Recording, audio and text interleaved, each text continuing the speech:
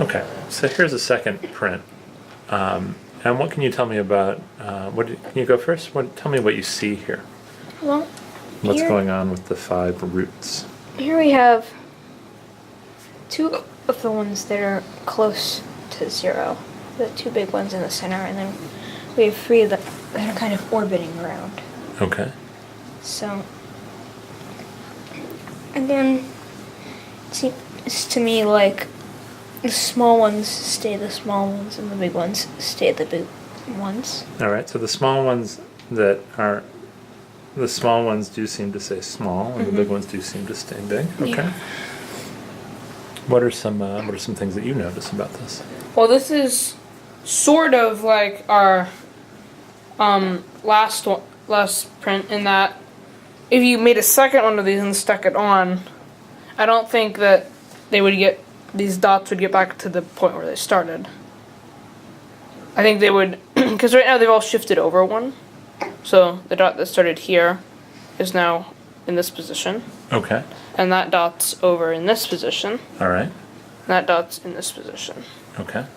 So I think you have to run this cycle 3 times to get back to where you started. Okay. So if I did print 3 of these, would all 5 dots be back to where they started? I think so, yes.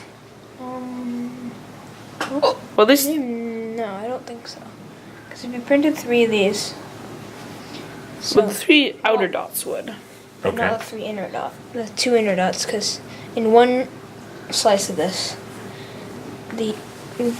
one of the big dots moves over one. It shifts to where the other big dot was, and it's vice versa. Okay. So if you had 3 of them, it'd go 1, 2, 3, and it would be over where you'd have to do 6 of them. You'd have to do 6 to get everything back to where it started.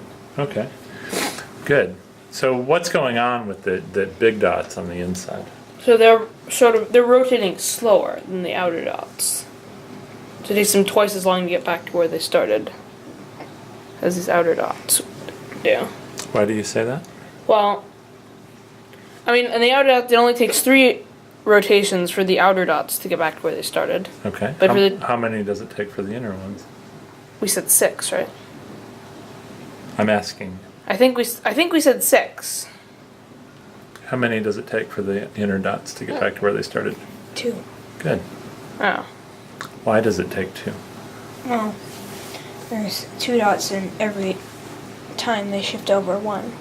Okay. That makes sense. So these dots are just swapping places every time. So it takes 6 rotations. Hold on.